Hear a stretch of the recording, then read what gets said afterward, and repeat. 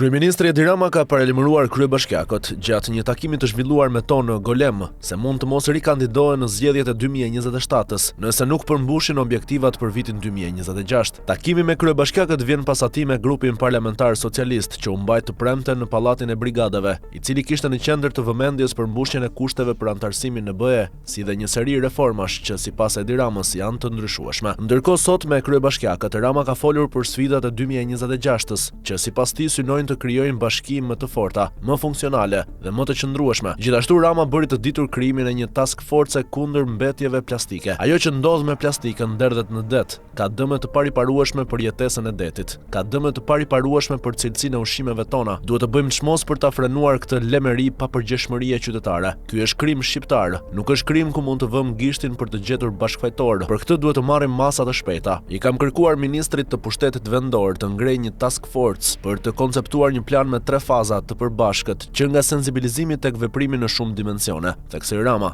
Gjatë fjalës së tij, kryeministri gjithashtu kërkoi nga të zgjedhurit vendor që të tregohen me vizion, madje të sillen me mentalitetin e sipërmarrësve në raport me krijimin e të ardhurave që shkojnë në buxhetin e shtetit. Në këtë kuadër, Rama u shpreh se sot bashkitë mbajnë syt nga buxheti i shtetit, ndërkohë që mund të krijojnë buxhetet e tyre, duke mos lejuar ose mos falur territor për ndërtuesit, edhe kur ata zotërojnë 95% të sipërfaqeje. Deri dje kemi dhënë shumë asete falas, janë dhënë dhe janë lënë rrugëve në të shkuarën, asete që nuk numërohen, nuk janë përkthyer në investime serioze, janë dhënë pafundësi tokash për zhvillim. Kjo gjë ka ndaluar përfundimisht. Ne nuk japim më asnjë metër katror tokë në rast se një ndërtues ka 95% të pronës dhe një pjesë është pronë shtetërore. Nuk ka më. Për çdo metër katror ku pronar është shteti, kemi kushtëzuar pjesëmarrjen si pronar. I vetmi motiv për të dhënë tokë me një kontratë simbolike 1 euro është hoteleria. Çdo gjë tjetër është merr pjesën që kërkon dhe paguaj kokër më kokër, atë që i jep privatit, tha Rama. Gjithashtu me tone të ashpra kryeministri u është drejtuar kryebashkiakëve sa i takon paketës së maleve.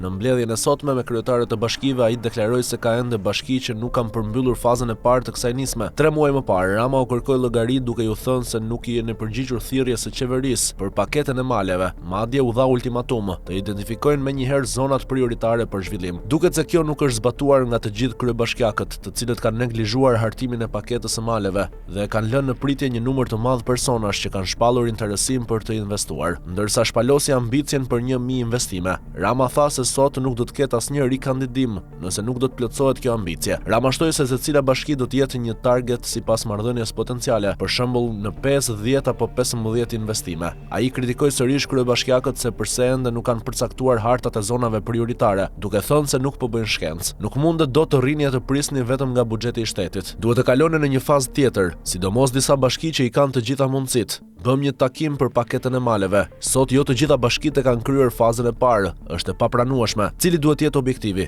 Ditën e parë që u shpall në website kishin mbi 700 interesime nga shqiptar jashtë atë dheut. Është instrument i sigurt për të tërhequr çdo shqiptar nga jashtë. Si ka mundësi që nuk kanë mbaruar ende faza e parë? Ç'është kjo shkencë e madhe për të përcaktuar hartën? Megjithatë, i kam kërkuar drejtores së Agjencisë Kombëtare të Planifikimit të jetë në dispozicion të secilës bashki për harta për çfarëdo që keni nevojë ju, dhe i kam kërkuar ministrit Demo të vendoset një target për bashkitë. Ambicia është 1000 investime nga kjo paketë. Nuk do të ketë asnjë rikandidim nëse nuk do të jenë arritur targeti i këtij projekti. Është plotësisht e mundshme, por ama 1000 investime. Nëse marrim një shifër më modesten të mundshme për secilën nga këto investime, prej 50.000 eurosh që është shumë e ulët, mendoni që ndodh ekonomisë në 3 vjet. Kështu që fokusohemi të merremi shumë seriozisht. Kuptojeni se është një çelës për të tërhequr njerëz aty ku nuk duket se ka njerëz. Një element tjetër është të bëjmë një hap për të rritur cilësinë e planifikimit dhe projektimit. Për këtë agjencia e re do të ketë mision të vetin të asistojë bashkitë në planifikimin dhe krijohet një kanal më i shpejtë ndër veprimi, u shpreh ai.